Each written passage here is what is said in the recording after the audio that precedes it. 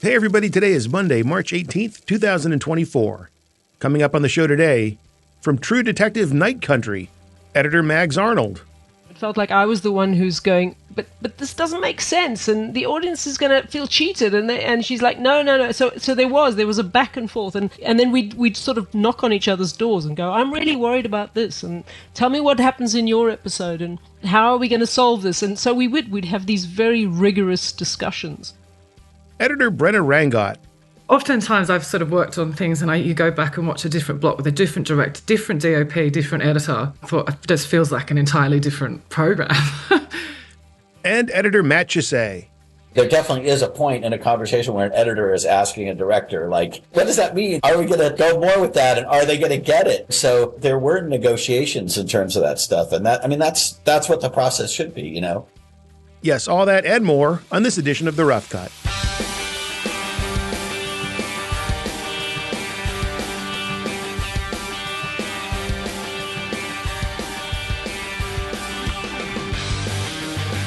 Well, here we go, once again.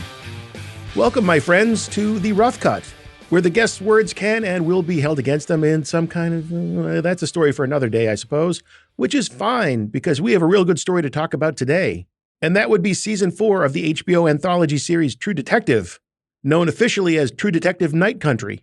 Night Country aired, or released, its final episode about a month ago, so you should have had plenty of time to get caught up before listening to this. That said, I don't think we have any spoilers in this one, so you should be good.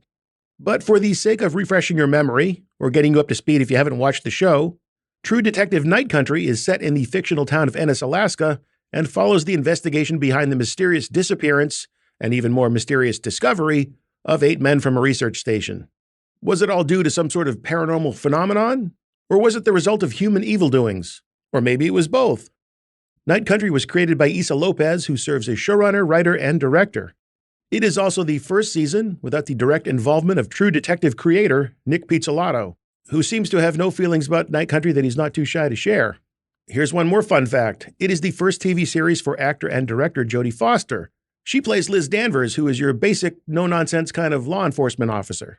And when it's minus 20 degrees out, who's got time for nonsense? This is also the first project to feature Foster as some kind of law enforcement person since her Oscar-winning turn in Silence of the Lambs. So that covers Issa, that covers Jodie. What about the talented people on the show today? Well, new to The Rough Cut, we have editors Mags Arnold and Brenna Rangot. Brenna is the lone editor on Night Country who has past experience with showrunner Issa López. They both worked on the series Britannia together. And Mags Arnold has cut shows like Witcher and Big Little Lies and has done some work as an assistant with editor Mick Audsley. Finally, making his triumphant return to the podcast is editor Matt, call me CHALKY Chessé. Matt was on not so long ago to talk about cutting A Man Called Otto. Mr. Chessé has done many a fine film, including cutting for Jodie Foster on her 2016 film Money Monster. And as far as these three go, I could not imagine a more fun crew than Matt, Brenna, and Mags to tell such a dark tale as Night Country. And maybe that's the secret. You got to know how to be fun when you're serving up such a cold and dark story. I'll let you think about that when we talk to them. But first, a couple of words on how you can be a better and more informed film and TV maker. Let's start with the informed part first. Now, hopefully you learn a thing or two from this podcast. Hopefully you learn a lot, but wouldn't it be just dandy if there was some kind of visual reference to go along with the podcast? Well, good news, there is. You can head on over to blog.frame.io/theroughcut to see an enhanced transcription of this podcast, complete with behind-the-scenes images, timeline shots, Spotify playlists, plus some other fun things. You can even listen to the podcast on the blog page and follow along with all that great stuff. Once again, that's blog.frame.io/theroughcut, or you can just click that link in the podcast notes. It would be the one right below the one that says Extreme Music. And if you do not know who Extreme Music is, I can only assume you've been out ice fishing in Alaska the past 3 years, because Extreme Music is the industry leader in the world of great production audio. Why do you need great production audio? Well, let's be honest, your movie or TV show will probably stink without it. That's a harsh take. I shouldn't say that. Let's just say it wouldn't be as good as you and your audience would want it to be. The good news is Extreme Music makes it so easy to get top-shelf tracks from the biggest names in the business. Their powerful search engine makes it so simple to peruse their enormous catalog using musical metadata like tempo, genre, composer, mood, and so on. You can even upload a track you like to Extreme Music and they'll find you ones like it. Plus, you can take care of all the licensing on their website, or if you just need a friend, you can talk to one of their reps at an office near you. So the next time you have a story to tell it with great tracks from Extreme Music, my friends. Okay, time to bundle up, kids. We're off to the frozen tundra and into the night country with editors Mags Arnold, Brenna Rangot, and Matt Chessé. Chalky's cameos. Chalky's ADR cameos, yeah. Oh, just ADR? You thought I was frozen. You missed your calling as an extra. I thought we should start off talking about what was it that made you want to do this show going in, and then coming out of it, what was your favorite part when it was over? And Brenna, I thought we would start with you. Okay. It wasn't necessarily a decision that I made myself coming onto it, because I'd worked with Issa before on a TV series. It was probably a good 4 years ago, called Britannia, and we worked together. We did a couple of episodes, and she was the director of that. So I'd met her and worked with her, and we got on really well. She came to me and, in a very flattering way, wanted to work with me again. So that's how I came onto the job. What was your favorite part coming out of it? I don't know if it's because it's the last experience I had. I so enjoyed being at the sound mix. We were really lucky in that we were sort of kept on right until the end. And so there were some really nice times that we got to spend with the sound department, sort of really signing it off and finishing it. I felt quite finished, as far as quite often when you work on things, you sort of get marched off or you don't get to quite see it through to the end of the final mix. So I enjoyed that part of it, mostly because that's the last thing I remember. But yeah. Mags, for you, same thing. You know, what made you want to do the show going in and your favorite part coming out? Well, I was a big fan of the first series. I thought it was just the best thing I'd ever seen. When I saw it, I thought there was nothing quite like it. So when I heard there was a fourth series and it was going to be shot in London, and I was being considered as one of the editors, I knew I wanted to do it. So then I had a Zoom call with Issa and MJ, the producer. You know, you never know how those go, but I knew once I'd spoken to her and kind of got a sense of her, even on video, that I really even more wanted to do it. And then, of course, once I knew the cast, I mean, when I heard it was Jodie Foster, I was like, right, that's it. I have to do this. So I was lucky I got picked. So that is possibly the most obvious thing that I neglected to say when I was answering your question as well. Jodie Foster's quite a big draw card as well. I'd read episode 1. Episode 1, obviously, there's a scene with her and Navarro, and they talk about their past, something that's happened in the past when they're at the lab in Chalky's episode. And just what they said made me think that there was some sort of hinterland and that they'd actually had a relationship. So I was like, not only is this like Jodie Foster and it's True Detective and it's Issa López, but now she's going to play a gay person as well. So I was like, oh my God, this is so, I've just now, I was just super excited. So of course that didn't go that way. No. It was a kind of I didn't misunderstand, but it was you could be interpreted either way. So, but I just thought it was really cool, and also Jodie Foster doing a TV show, which as far as I know she hadn't done before, and her first role as a detective since Silence of the Lambs. I mean, there were just so many things that when I thought about it, I'd go, oh my God, and there's this and this and this, and then I think, oh, if I don't get this, I'm going to feel like such a failure. So luckily I got it. So I was just over the moon. I just felt very lucky all the way through. And then sometimes you get a job like that and you think, wow, this is a great thing. And then it disappoints for various reasons, either the personnel or the material or a combination of things. But this one was just a joy right from the start. Actually, we just had. Everything just worked. There was a kind of a chemistry and a kind of a synergy that sort of happened, and things just went well. And we ended up having this amazing community of people. We went to Iceland a couple of times. We were lucky to do that. But then when we got back for post, there was this great kind of energy and creative kind of buzz, and everybody was listened to, which was pretty amazing. That probably was the best thing about it. And so, Matt, a.k.a. Chalky, same thing for you. Yeah. Why'd you want to do this, and what was your favorite part coming out? Well, I think a lot of the things that Mags alluded to about the draw was the quality of the show. I really love the first True Detective. It's kind of legendary. I haven't done a lot of episodic TV, and I've been wanting to be invited to that table or find a way into doing that kind of stuff. And this was like an amazing part to draw, to get to enter it on an HBO show and have it be True Detective and have it be Jodie Foster and Issa. So it was just ticked a lot of boxes for me as far as something that was appealing. I have a prior connection with Jodie. I did a feature with her, edited a feature with her that she directed. So I was in contact with her when she was shooting, and she seemed to be gone for a really long time. I was kind of waiting to get together with her at some point. She was just up there through Thanksgiving and Christmas. And so I was asking her when she was going to come home, and I could tell from the way she was communicating that she was in love with the show, loving working with Issa, that it had really tapped her back into acting joy, and she just was radiating this really positive energy. So I knew it was a really great show. I could read that. And then when I got invited to participate later, like when they wrapped, which was when I was available to come on, I was sort of teed up that it was going to be a good experience. I think on the backside of it, coming out of it, the discovery and the surprise was you always learn things when you change formats, when you do a feature, you do a documentary, you do reality. There's always these different stations of the cross and who's in charge and delivering the episode and the way that they roll off the assembly line and all those things. So it was great to be in that kind of HBO machine and see how that particular sausage was made. But the other thing that Mags was alluding to was the camaraderie. I think my favorite thing about it was just the experience of being there with everybody. And I think we knew pretty early on that we had a really good one, that it was working. And there was just a lot of conviviality, a lot of hanging out together. And I had amazing teammates. I really liked everybody that I was handed. And it could have gone a lot of different ways, but it went even better than I suspected it was going to go. So, and I loved being with Issa. Issa was like an incredible discovery. I didn't know much about her, and I had to catch up. I even had to watch her movie when I came on. I hadn't seen her movie. And so she kept because it happened pretty quick when I came on. And so she kept asking, have you seen Tigers Are Not Afraid? Have you seen Tigers? I was like, no, I'm really going to watch it. And then, I watched it. I was like, wow, that was amazing. And she's like, so why did you take the show if you hadn't seen Tigers? I'm like, well, there was a lot of reasons. But now I'm even gladder that I'm here because that was a fantastic movie. Her original film, which is,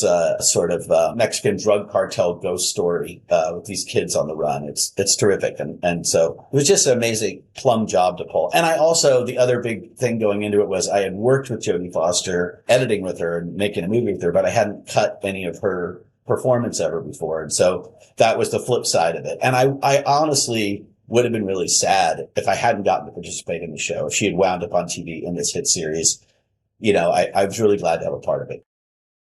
You kind of teed up my next question. You said you went and watched her film. Mm-hmm. Brenna's worked with Issa before, but when you're working with a director for the first time, what are the things that you do to get acclimated to them, their process, their style? I mean, one of the things I was going to ask is, do you go back and watch their previous work to get a sense of their style? I definitely personally do research. I ask for some homework. Usually I ask if there's any references that they want to refer to, anything that they want to lean into or lean out of. And I watch their previous work. And yeah, I definitely do genre research. I watch stuff that the DP has shot. I do whatever I can to get acclimated. Yeah. I already sort of knew what her style was. And even in the assembly stage, I kind of knew what the expectations were. And she quite liked to see cuts as it was being shot. So we were doing quite a lot of notes as we were shooting. So having the opportunity to go back and start fine cutting scenes in a way, because Issa shot all 6 of them that wasn't as blocks, and we all had 2 episodes each.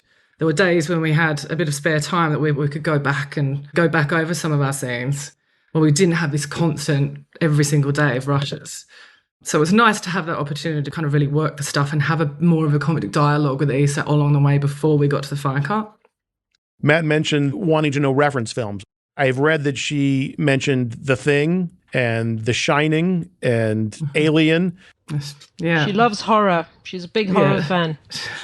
So what did she talk about with you guys about any of those kind of films or what she wanted to take from them? I mean, she did do lots of talk about SOLACE Station being shot in a very similar way to the house in The Shining. That was definitely part of it. There was a lot of references. I mean, it's sort of, you can't get away from the references to Silence of the Lambs, obviously. People are going to make those associations no matter what. And there's your episode, I think, Mags, when she's questioning Pryor and saying, ask the question. It's that real flip on what Hannibal was doing to her. Yeah. It's a very obvious reference. But yeah, there was lots of talking about The Thing as far as atmosphere, and SOLACE Station as the house in The Shining. In episode 1 there, when they come into SOLACE Station, when Danvers arrives and she kicks the shit out of the malfunctioning DVD player that's playing Ferris Bueller.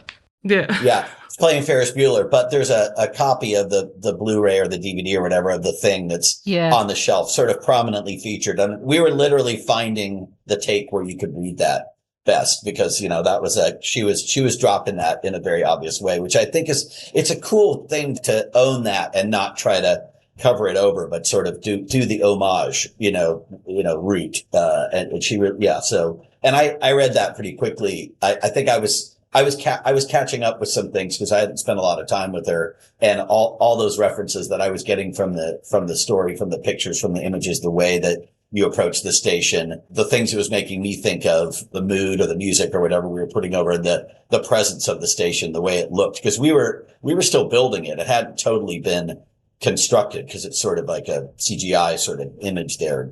The way it was looming and the way it was a sort of fixture there in the snow that reminded us of the station and the thing. And so, we were going over all that stuff. I mean, she wears her influences on her sleeve, and she's a huge movie head and a theater head. So we were actually going out to see stuff. We went to see the, Krzysztof Kieślowski, like the Color trilogy. And while we were working, she is making time to look at stuff and discover stuff and is very up on current films. So it's great. There's a total dialogue all the time about influences because she's got a huge appetite. Yeah. There were field trips, Matt. There were field trips. Lots of field trips. Yeah. Yeah. No, I love that because usually I'm running around doing my own, discovery of stuff like that. But she was very game and we all worked game to do stuff together and join me in my freaky movie hunt. Similar to the whole references to other things, do you go back and watch the first 3 seasons, specifically the first one, because there's some callbacks and some ties to that? Well, before I started the job, actually, I watched season 1 again and season 3. I still haven't watched season 2 because I don't know why. I think I never got to it, and I thought I'd do the one that I wanted to first. So I thought I'd do season 3 because I heard it is better. So I thought I'll do that, and Issa had talked about that to a certain extent. So I thought I'll do that one, and if I have time, I'll go back to the other one. So I still haven't watched season 2. I'm exactly the same. Yeah, me too. Same boat. So I went back and watched it. So that was quite interesting because obviously in episode 2, when Navarro goes to Rose's cottage, whatever it is, and talking about Travis and all of that, obviously the idea was that Travis Cole was Rust Cole's father. So there's those little hints that were dropped, and that was quite fun discovering that in the material as well. Going, oh, this is exciting because I just watched season 1, so it was pretty cool. But just a little word on the on Issa's love of horror movies. So she loved them, and there was one field trip that she organised where we were all supposed to go and see a horror movie, and I can't watch horror movies. So I used to a lot when I was a teenager, obviously, as you do. But I just can't anymore, and I don't know why. But I just get too freaked out and too frightened. So I couldn't go on that one. What was it we went and saw, Matt? I can't remember now. Was it The Haunting of Julia with Mia Farrow? Yeah, it was. Down at the BFI? Yeah. Yeah. Yeah, it was a BFI one. Which was heavier on the vibe than on the horror, but it was properly 70s, really, really cool, kind of a cult classic. Oh yeah, I remember it was a classic. In London. It was just after Rosemary's Baby, and I don't think Issa had seen it in a really long time, and it was an amazing print, whatever they had up there. Yeah. That was great. And she and I also went to see Theater of Blood with Vincent Price, which is very camp, but still, I was digging around for the horror stuff. As I understand it, filming began in November 2022 and wrapped April 2023, took place in Iceland and Alaska. Where were you cutting, and what was the editorial setup for the three of you? So what happened was that the schedule was very tight, and Issa was, right from the beginning, she was worried that there wasn't going to be enough time for her to kind of dig into the material and sort of work in post, because it was a long shoot and so on. So she wanted the editors to be involved with her at an early stage. So she had us come over to Iceland. I think it was a week before Christmas. And then on the other side of Christmas, I think it was March, we went for a couple of weeks. I think Bren in the end was there for about 3 weeks in total, weren't you, Bren?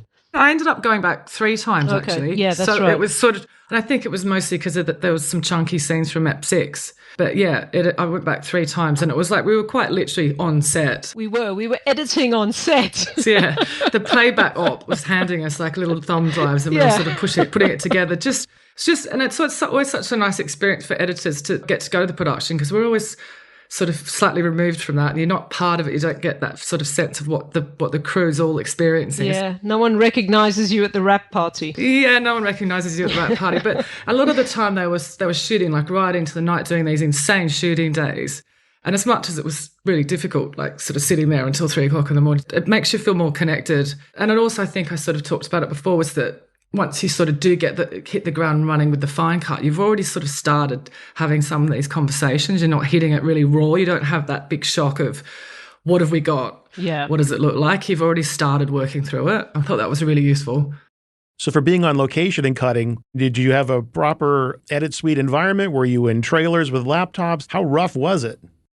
I think you're quite similar to me, Mags. It was quite literally a laptop on a fold-up desk next to the playback op with some headphones. Pretty much, yeah. But we also had a cutting room at the studio. So the bulk of the shoot was in Iceland, obviously on location, and also at the studios where they'd built the interiors and things. And then the Alaska stuff was second unit. So the main unit was never in Alaska. And I came on at the wrap, and we were, when they wrapped camera, and we were in London principally for the real cut. Yeah. I've been to Alaska. I've never been to Iceland. I would have been very keen to go. I was quite jelly that I missed it. It was great. It's a great town. I think there was a lot of bonding and a lot of fondness for that part of the shoot. People alluded to it a lot, that I think it was really magical thing. And I think that the gals got to go. And I think that was really beneficial. Everybody really loved having been in the trenches together in Iceland. I think it was cold, but really magical.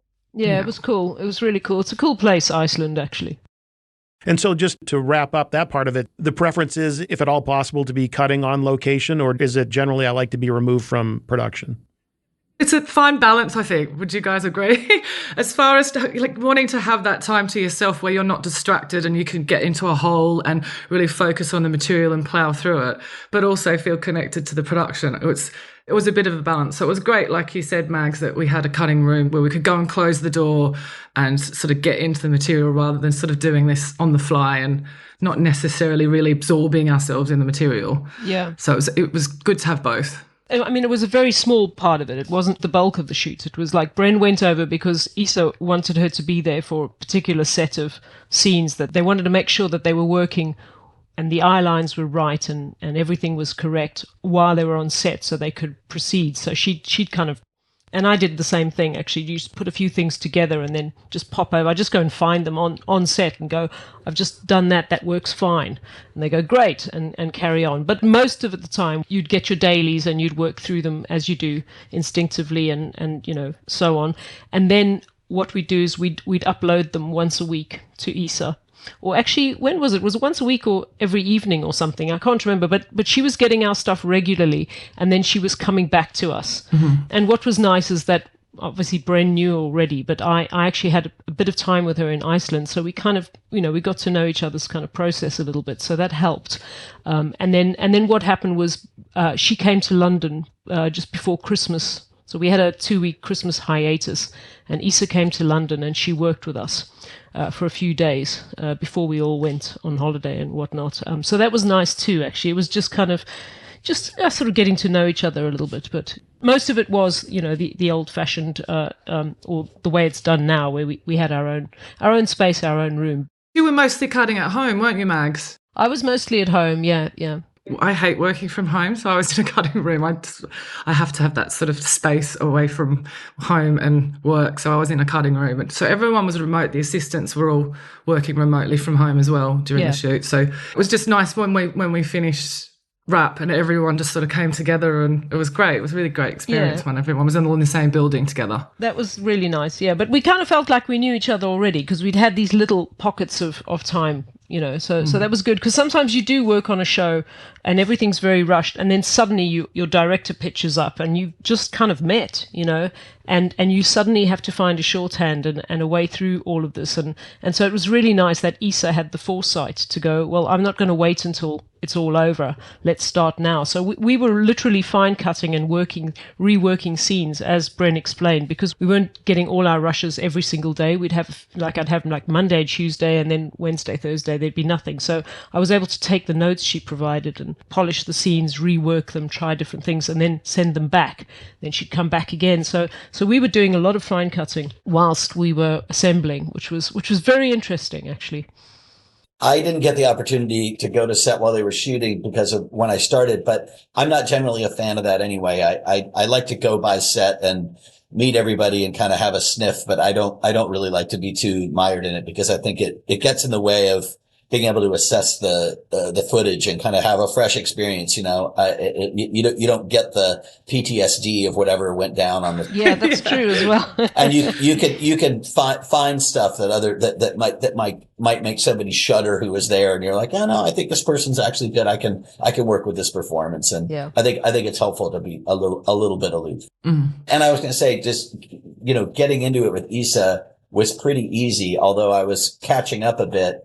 She is such a direct person. She's such a dynamo. She really doesn't mince words. She's a great raconteur. She tells stories great. She's just really mesmerizing presence. And so I just took to her right away, and it was great. She's an incredible collaborator in that way. I didn't feel like I had pussyfooting around or trying to find common ground. She's so tuned into her material. She's so obsessed with telling the story, and spends her weekends gathering music and coming back and giving you ideas. And she watches the show endlessly on the weekend. And it was really, really great. She has a great bedside manner, a great style. And I just clicked with her right away. And I think, these guys did too, because she's just remarkable. Yeah. You can't not. It was very fun. Yeah. And she knew her material. It's not like some directors where they've shot stuff and they actually can't remember the details. She go, no, there's another take where she does this. And you're like, my God, how the hell do you know that? You look, there's so much.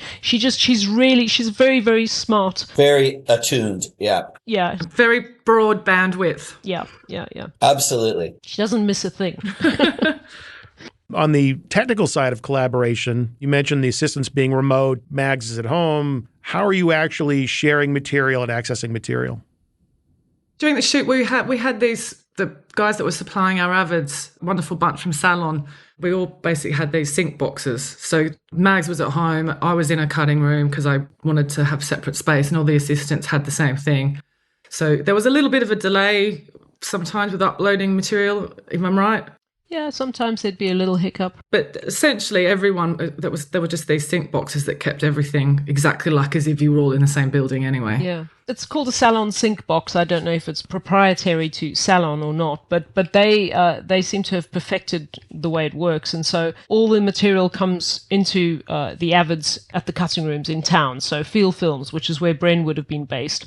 And then it literally gets shared to all these boxes, which kind of synchronize, and you can hear them sort of putting away as they kind of like catching up. It sort of goes pop, pop, pop, pop, pop, pop, pop. And actually, mine's just outside my bedroom, so I used to be able to hear it at night and go, right, that's the material. Oh, there's my work coming in. Yeah, and then I'd wake up super. I'm an early riser, so I don't like waking up and then heading into the office. So I'd just literally get up sometimes at like 5 o'clock in the morning, and there it would be. You kind of go, oh, great. And then you just, you kind of start watching everything and stuff. So that was cool. And then the assistants were remote. I think there was one assistant in town with Bren. Is that right? Yeah. We had 3 firsts, actually. Wonderful bunch. Yeah. So Lisa Clifford Owen, she was the lead first, and she's a legend. She's got a very impressive CV. So she kind of ran the show basically. And then we had 2 other fantastic guys, another Matt and Dan. Someone would be available at any point, if not all of them. And just sort of keep it coming. Issa directed all the episodes, wrote all the episodes, and it wasn't done in a block style. You each got 2 episodes. CHALKY, you're the last one in. How did it work out that you were doing the first episode, and how was it determined which episodes you each did anyway? Divvying them up probably happened before I came on. How did you guys get assigned your episodes? Because I was 1 and 4. Mags was 2 and 5, and Bren was 3 and 6. Yeah. We were just told that's what we were doing, actually. Our post-producer, Layla Blackman, said, right, Issa's decided that this is how the episodes are going to be divvied up. So we went, okay. You were quite happy because you really wanted it 5, didn't you, Max? Yeah. I was very pleased. So when I came on and realized I was cutting the pilot, which had been sort of gestating, there'd been some assembly on it, but they've been looking for the right person to take those episodes. So they were the sort of least evolved, but there was some assembly there. And I was excited to jump in and start it off because, like I said, I hadn't done a lot of TV. So I called a friend of mine, Jordan Goldman, who's done a lot of episodes. And I'm like, so if I'm doing the pilot, does that mean that I'm coming in and I'm setting a tone and everybody's going to be like listening to me and like I need to guide all the other episodes? He's like, no. Everybody's cool. They're doing their own thing. You're just doing your episodes. I'm like, okay. Cause I was like, what does it mean that I'm doing the pilot? And it just meant I was doing the pilot. And it was nice. It was nice to be in that, at that end of the train at the beginning because I was catching up and I had to meet all the characters and kind of figure out the tone and figure out, how the series was playing. But since I was doing the first episode, I wasn't somewhere down the line trying to look forward and backward. I was starting things out. So if I was unwrapping the episode, it was unwrapping itself. So it was good. It was good that I started at that end as I was meeting all the characters and setting up all those plot lines. That's what needed to be done. And that's kind of where my head was at. The nature of this show, I would think that considering there are mysteries to be unraveled, there are backstories to be told, you got these flashbacks, you have these odd visuals, you really need to be in sync. And I would think you need to be talking a lot about the work that you're doing and looking at each other's episodes anyway. How do you three collaborate from a story standpoint throughout post-production? Well, Chalky kept stealing my shots. There was definite moments where we'd come in and go, hang on, that was in my ep. And because it was episode 1, he got away with it. Yeah, and it's like, they sort of go, sorry guys, it's episode 1, he gets them. There was a pool of shared shots, and there was a particular shot that had like an aggressive sort of muscle car. You needed this kind of a truck jamming through the tundra, and it had to be a specific car for a specific character at a specific time in the show. And we did sort of Mags and I were sort of dueling for this one shot, and I did win the face off because I was earlier in the show. But it's tricky because there is a pool of just in terms of vehicles and stuff, there is a pool of stuff that's been shot in certain locations and is atmospheric, and you kind of need, a shot that's sort of like a palate cleanser, but it's gotta resonate with whoever you're, leaving or who you're going to. So yeah, they would double up sometimes. Yeah. And we had to sort that out. The assistants had to go through the episodes and, sort of spot for like, oh, we've seen that plug-in snowman too many times that we can't have that repeat itself. Well, editorial thievery aside, do you have regular tone or story meetings? No, we would have screenings. A lot of screenings, yeah. We'd watch the show a lot. In fact, we'd hire out Soho screening rooms and just kind of pull in there for the day and just literally watch them all back to back on a couple of occasions. And if we didn't do that, then we just watched them in one of the rooms, actually, because we had obviously a nice big room and a big telly screen and stuff. So we'd sit there and watch and then talk about it afterwards.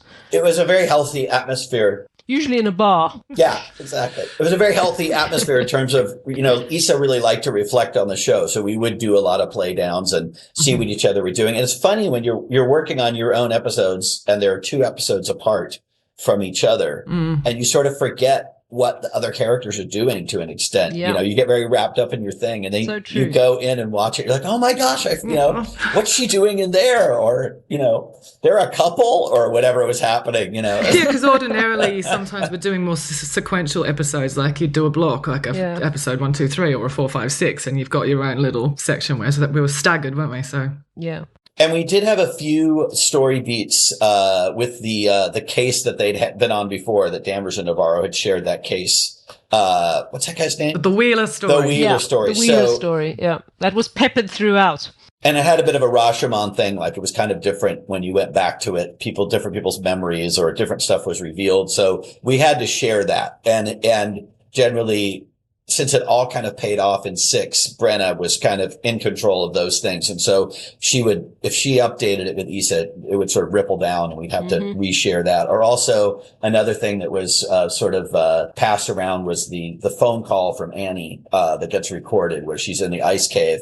And if that got evolved in somebody's room, then the assistants had to distribute that and you had to modularly link it up so that you always had the same phone call going. And so there was some of that stuff, but otherwise, I guess Issa was the tastemaker in that she was going to all 3 of the rooms and making sure that everything was in sync in terms of the tone and stuff. But we were kind of working along independently, and then we get together at our playdowns. I think Florian Hoffmeister, our incredible DP, did a really great job in setting a look and a vibe and a style, and that it would have been hard for us to knock it together and have it not have some flow. You know, I mean, between Issa and Florian, there was a consistency in the material, right? Yeah. Oh, for sure. Having the same director and the same DOP, absolutely. It just gave it a nice cohesion to it. Absolutely. Because there's oftentimes I've sort of worked on things and you go back and watch a different block with a different director, different DOP, different editor. Sometimes I've watched them and thought, it just feels like an entirely different program. Whereas this had that consistency. So true. It really did. Yeah. Again, you're unpacking this story within a story over time. The backstory between Danvers and Navarro. You do things through flashbacks and you have twist and shout coming up again and again. Is there some fluidity to how much of them you reveal beyond, well, this is the way it's laid out in the script? Well, there was quite a lot of flashbacks that were sort of organically did make their way into the edit as the series progressed, where we really felt like it was helpful for the audience to have a little bit of a nudge.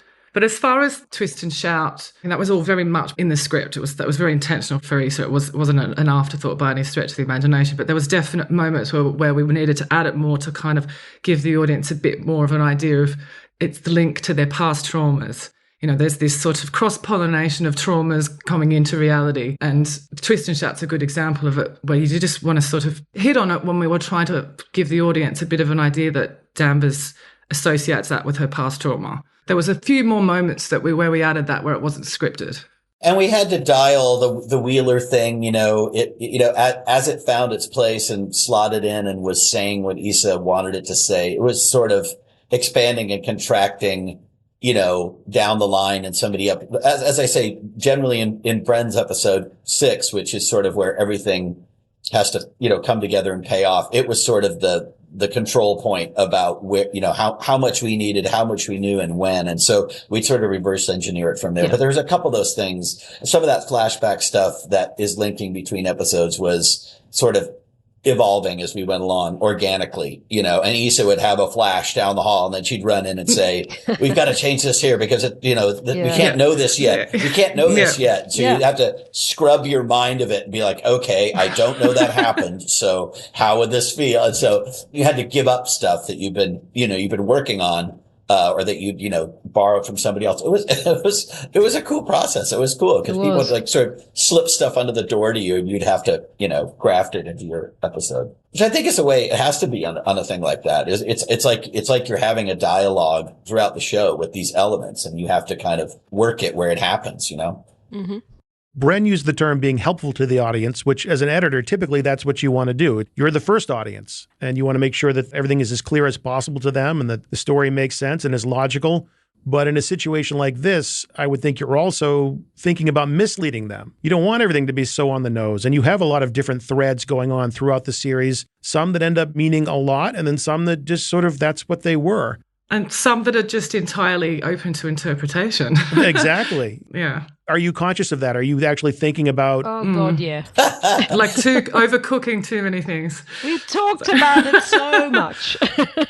It's interesting. I think I speak for the group when I say that, Issa's interpretation of those things and how important they were and where they landed might be different, to say Bren's or mine or Mags's. So you'd come to her worrying about, something, if it made sense and how it was working and if we were paying it off. And she would sort of say, that doesn't matter. That's not important. It's like, I'm not so worried about that. Whereas we're like, no, it's really important. Yeah. And it was her ball of yarn to kind of play with. And some of the things she was happy enough with it being this clear and not so clear. And we would have to, settle down and adjust to that, right? Yep. Isn't that what you guys experienced? Yeah, that's fair. Just like finding that towing the line, because it really plays with, what's fact and fantasy. And it's Issa's style. She's got just that wacky brain, and she really wanted to push that kind of fact versus more fantasy than fact. Yeah. And really, how do we toe that line, and how like the big question is, can every other weird and wacky scene or event that happens, can it be explained in a logical fashion, as well as a supernatural / point of view interpretation from a place of trauma? So it was about finding that line and making sure everything could be explained well enough logically. Yeah, not beating things over the head, leaving things for people to interpret and, sort of talk about after the episode had dropped, was that sort of thing. And I think she had a really great sense of playing with that and what to hang on to and what to hold back and what to pay off and what to let go. I think it seems like she had great taste in that, because everybody really loved the show and got on board. And I didn't have a lot of people asking me afterwards to explain things to them. I think the takeaways were solid. I mean, it's very obviously moments of it that are meant to be left very ambiguous, and she quite openly says, I want the audience to take what they want from this story that is best for them. I don't want to mislead anybody. There definitely is a point in a conversation where an editor is asking a director, like, what does that mean? And are we gonna go more with that? And are they gonna get it? Absolutely. And so there were negotiations in terms of that stuff. And that, I mean, that's what the process should be, Yeah, I felt we were very much, certainly in my cutting room, it felt like I was the one who's going, but this doesn't make sense, and the audience is going to feel cheated, and she's like, no. So there was a back and forth, and then we'd sort of knock on each other's doors and go, I'm really worried about this, and tell me what happens in your episode, and how are we going to solve this? And so we'd have these very rigorous discussions, and then we'd present it, because Issa was great at going, if you try to explain something to her, like, she'd just go, just do it. Mm-hmm. So sometimes I just have an idea and I just go, look, I haven't talked to you about this, but I think blah, blah, blah. And then you'd present the idea, and she loved that. She was always open to reviewing ideas that we've had. And we go, well, we've all discussed this. And she'd go, all right. Let's try. Yes, I'll let you have that. But yeah. And so in the end, it was like, it was sort of incremental. Like we'd go a little bit more to the literal side and a little bit more to the mystical side. And then in the end, I think because it was such a rigorous back and forth between the three editors and the 6 episodes, we then landed on just the right kind of percolation, if you like, of it all kind of, it was al dente, The show takes place in Alaska during the winter, so it's the polar nighttime, I guess we'll call it. You basically never see the sun. Yeah. And there's kind of a parallel there for editing. Yes. But first, I want to focus on the impact that has on the story itself. Pacing and establishing timeframes is a big part of the editing and storytelling process. But when the sun never comes out and every scene on script looks like interior day, but looks like night, does that make it more difficult to establish a cadence or a rhythm for how time is or isn't passing in the story? Well, it's quite challenging, yeah. I mean, in some ways, it was freeing because there wasn't something that was restricting you to keep scenes together because everything was at night. We did end up putting the dates in reasonably late in the editing process, didn't we, guys? Halfway through or something? Yeah, when we got to post. And we don't overdate it. No. I think storytelling-wise, it made it easier to move things around because you weren't, locked into it being a particular day or a night. Sometimes people are, having a cup of coffee in the morning, you could tell it's daytime, and other times they're at home having a drink and you assume it's night. But there was a certain sameness to that, which made it, I moved a lot of stuff around in the first episode in order to let Danvers and Navarro sort of bake in a little more, because it was quite ping-pongy originally in the structure. Mm-hmm. It was like we had a Navarro scene and Danvers scene, and a Navarro scene and Danvers scene. You felt a little ripped away. You wanted to kind of soak them up a little more. I was able to move things around and not really worry about the day or the night or the sequence of events because it was always dark outside. So that is a bonus. But then you don't want people to lose the thread of the number of days that have elapsed. Mm-hmm. You don't want it to lead to any confusion. It's a cool thing in that it lets you flow and have a slightly less structured thing that you're locked into. But then it can also, much like being in Alaska with no sunshine, it can run away with itself and you can lose the time frame, and you didn't want to do that. So yeah, we did pinpoint certain days along the way. Yeah, and also like it's when they get the corpsicle, she talks to Connolly and he says you've got 48 hours before they get shipped off to Anchorage. So we had to kind of get a sense of it, and I remember feeling that in episode 2. We had to sort of construct a sort of feeling that one day had ended and another had begun, so that the audience could be aware of the fact that the clock was ticking in this investigation, to sort of get all the information they needed from these bodies, including the autopsy in episode 3 from the vet. So there was an element of that, but I suppose you guys are right. There was a sort of a freedom to moving things around. I mean, firstly, the fact that there was no day and night in terms of the lighting; it was all the same. But also that they all, often wearing uniforms, so that was really useful. So you could just bunch stuff together. But Matt, you came up with a word, a phrase. I remember that Issa announced to us, which I thought was really great. Chunking. I think it was clumping. Clumping, was it? Clumping. Yeah, Clumping, which I think yes. everyone should know about. This is a Chessé thing. It's called clumping, and it's when you, instead of having the kind of cross-cutting between characters, so you go this scene and then you go to 2 different characters playing their scene and then you come back, which is how it was written, actually, to kind of keep it exciting and interesting and keep the pace up. What we started doing was literally clumping things together a little bit more, so that you could, as you say, get a sense of being with these characters a little bit more. A lot of times when you watch a show that has multiple characters, there's certain things you're more into than others. And you don't want the audience to have that feeling of like, oh, I don't want to be with this person right now. I wanted to stay with that person. Or yeah. I was really enjoying being at Pryor's house and I didn't want to, go off to Navarro's cabin right now. That sort of feeling of cutting away at a point that seemed organically in terms of your interest level and your comprehension of the story and sort of collecting. It's kind of like in the beginning of an episode, at the beginning of a series, it's like one of those, Zelda, like a video game where you're sort of on a journey and you're collecting little clues and you're putting them in your sack. And there's like a bag of gold or a sword and you're sort of saving these things. So you're sort of going through the episode going, oh, well, I should remember that. I'm going to tuck that away. That seemed important. You have to sort of lay that breadcrumb trail out for people in terms of their interests and their allegiances to the characters so that they're, bonding and onboarding with this entire town that they have to meet, Yeah. Oh, that's her daughter from a previous relationship, but now she's a single parent, even though that's not her kid. There's a lot of, and you got to let that soak in and let people put that together at the right time of like, what is their relationship? How are Leah and Danvers connected? And we don't say it overtly. So you have to have those reveal scenes close enough together that you can track them. Mm-hmm. If you put them too far apart, then they're like, what are they talking about? You've forgotten. Yeah. So, but that's the strength of being the editor and getting to be the sort of first responder, like you said, is the audience member is you're selling it to yourself first, and so whether the director feels a certain way or not, you can sort of use that as a excuse to say, well, I, as the audience member, I feel like I need to know this now. Can we try this over here? Because you're trying to make it make sense to you before it can make sense to other people. Mm-hmm. Okay. So for those following along at home, that word again is clumping. Clumping. I'm working on having it trademarked. I'll be doing a clinic on clumping at the next ACE gathering. So. You should have called him Clumpy instead of Chalky. We should have. Get to Chunky. that. Nobody called me Chunky. Chalky. It's Chalky. Chalky. It's not Chalky, chunky. Chunky, Clumpy. Well, I'm all 7 of the doors. Chalky, Clumpy, Chunky. Okay, so the second part of that question about it being constantly nighttime, I joked about editors also never seeing the sun, which isn't true.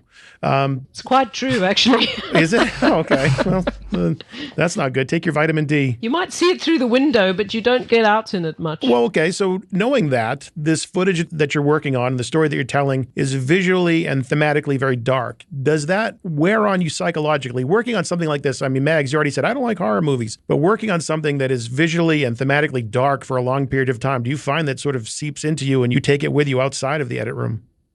Yeah, I think you do, actually. I mean, I'm currently working on a comedy, which is great for this time of year because it's miserable outside. We're in London and it's raining and it's grey and it's getting a little bit lighter longer in the day now, but it's still pretty grim and it's winter. So having something light that you can kind of watch all day and work through and stuff and laughter does help.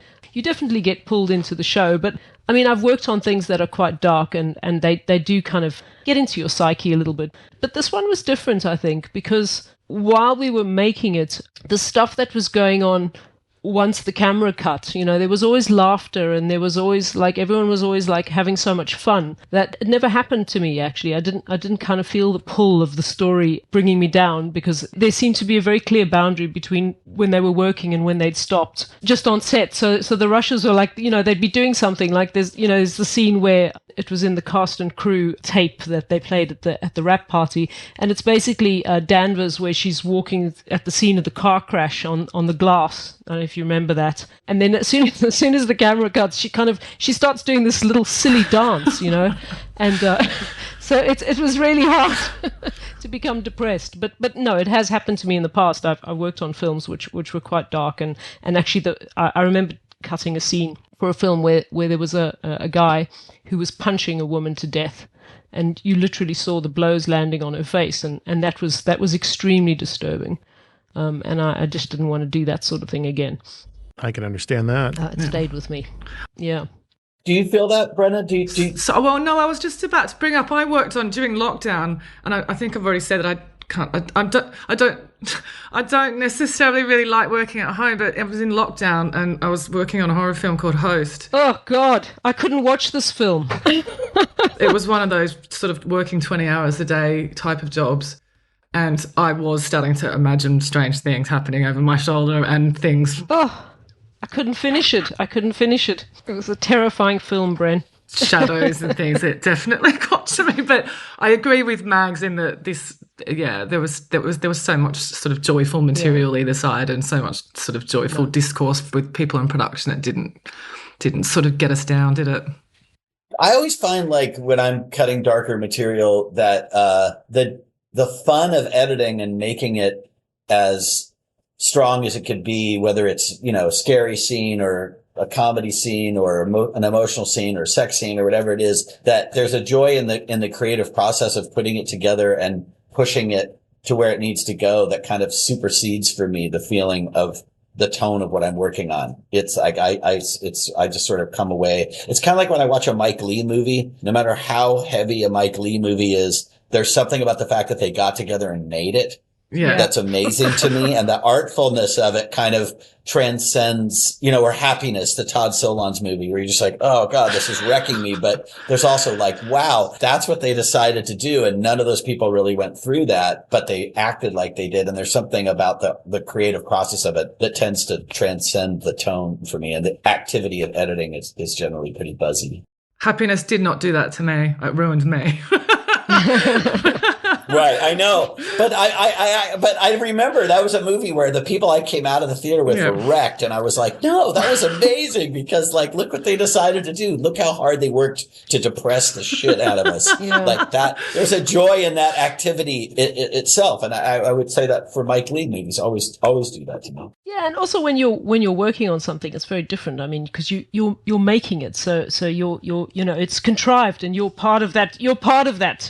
That's what you remember. Yeah. I mean, I say I don't like horror movies. I don't like watching horror movies, but I don't mind working on them, because they're not scary when I work on them. Well, because you've got all the moving parts. Yeah. It's just when I watch someone else's horror movie that, terrifies me. But I've made horror movies, and they're great fun, actually. Because actually it's all technical, and then you go, oh my God, they actually got scared.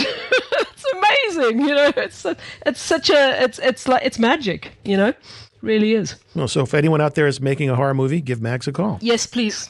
Call me. My research could be wrong, as it often is, but I found a pattern. The first couple of episodes have 7 needle drops, then there are 5 for the next 2, and then 4, and then 3 for the final 2. So the number of needle drops goes down over the course of this series. Again, I could be wrong. Well spotted. Does that pattern mean anything in terms of how the story influences the space for things like needle drops or the need for them? We did get a couple of needle drops into Ep 6, but at that point, since we're sort of talking about the backwards engineering a lot of things, so it feels like by the time you're at Ep 6, you've established a lot of this stuff. You're so entrenched in the story of Danvers and Navarro that often when we were trying different needle drops in Ep 6, it felt intrusive. it wasn't, who invited this person at that point. And so if you think about it sort of backwards from there, I don't think anything that you noticed, Matt, was intentional. As you say, the graph of the needle drops decreasing is probably a tonal thing and a thing where you're introducing people to these characters and wanting to give the audience time to kind of process. And it might also just be the writing, in that there were sections where you needed a song where there was activity going on and there wasn't dialogue and you were alone at home with Danvers. I think Issa is pretty fond of needle drops, and she was really I think she increased the number that HBO expected exponentially. I think there was a lot more music than maybe they had, anticipated. And it was important to her. And she really drove that. At least in my episodes, from my experience, she would go home for the weekend and come back with new playlists to be sucked in. And we'd be flinging, songs all over the place and swapping things in and out. And a lot of it, 80% of that music came from Issa. Certainly the idea of where to put a song. Like, I want this to be a needle drop moment. I want this to be a tune here. And those didn't change that much from when she initially spotted it that way. She stuck to her guns, and sometimes the songs swapped in and out, but that turf, that real estate was dedicated the whole time to a song there. And, she was very clever. I thought she just pulled some stuff out of the bag that was so good. When she's writing, she's listening to music as well. So a lot of the music that's in the show was something that when she was writing the scene, she'd be listening to in the background. So sometimes she'd try those. She'd go, I was listening to this when I wrote the scene. Let's try this piece of music here. So we did that a bit. Sometimes you get stuck on a song, you've got an idea of a song, and then you can't get the song, and then the director just won't have another idea, or will just be very frustrated by it. But she just kept rolling with it. When we would get locked out of a song, and maybe it would take a long time to negotiate, she'd come up with a B track, and then maybe the A track would free up. But she was very engaged. Yeah, that was all her. I don't know how you guys work, but I usually do a lot of the needle drop, like digging around, and I supply a lot of songs to movies. Normally. I didn't have to pick. Yeah. I didn't have to do that at all on this. It was all Issa. No, it was all Issa, absolutely. As with most things, she was voracious. Yeah, she knew what she wanted. She did. Yeah. I really loved that find that you guys had. I think it was in the credits of your ep, Matt, ep 4, with that really haunting version of Twist and Shout. Oh yeah, that was great. Yeah, that really beautiful. What's the name of the artist that sung that for us? Can't remember now. Sue pulled that together. I think Sue found the artist. I might be wrong. It might have been that Issa put her onto it, but we were looking for a particular vibe of Twist and Shout that had never been recorded. It was sort of like a mental breakdown, sort of somebody having sort of like just a very emotional and raw, a woman alone kind of keening the song. And so that was something that we had to seek out and get laid down. Yeah, because it ended up working really well, because I remember we were scratching around trying to find something that really worked for the quite big scene in episode 6 when Danvers finally breaks down and she's crying and they're by the campfire and Navarro's consoling her. That was lovely. Yeah, it's a big shift in tone that both the two characters have kind of gotten to a definite place.